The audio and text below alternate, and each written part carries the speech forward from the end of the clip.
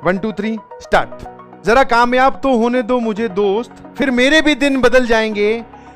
2-4 लोग जो मेरे पीछे बोलते हैं, 2-4 लोग जो मेरे पीछे बोलते हैं, वह भी मेरे पीछे पीछे दौड़े चले आएंगे। The value of local maxima can be less than value of local minima.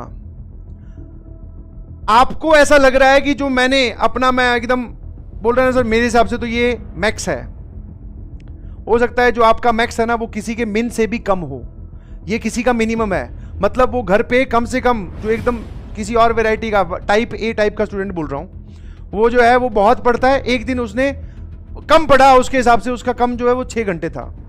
और सर हम रोज कम पढ़ते हैं, एक दिन हमारा मैक्सिमम हमने पढ़ा 4 घंटे, तो उसका जो कम है और जो तुम्हारा सबसे ज्यादा है वो उसका कम भी अभी भी तुमसे ज्यादा है। समझ पा रहे हो?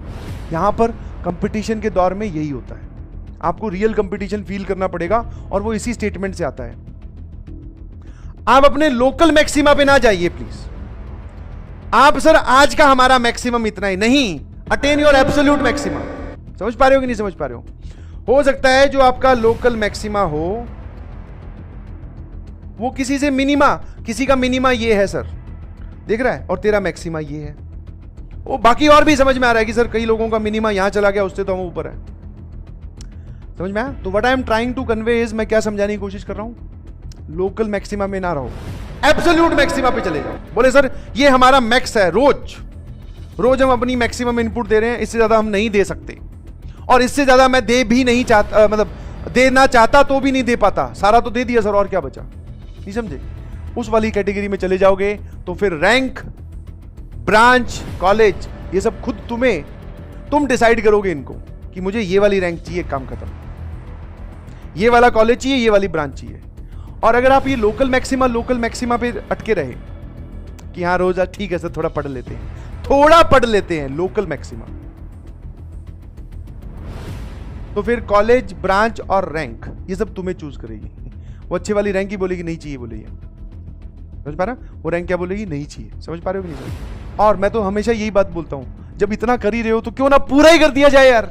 जब हम बैठ ही रहे हैं लैपटॉप के आगे, लेक्चर्स अटेंड कर रहे हैं, हम कहीं ना कहीं अपने आप को, अपनी खुशियां भी त्याग रहे हैं, बहुत सारी चीजें जो हमें करनी थी हम वो छोड़ दे रहे हैं सर, है ना?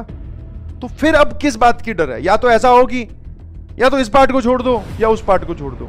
अब तुम यहां बैठे हो मतलब तुमने वो छोड़ रखा है, जब वो छोड़ ही दिया तब यहां पूरा जोर लगा दो। गॉट इट और नॉट? नहीं समझे? एक बात बताओ, सिंपल सी बात,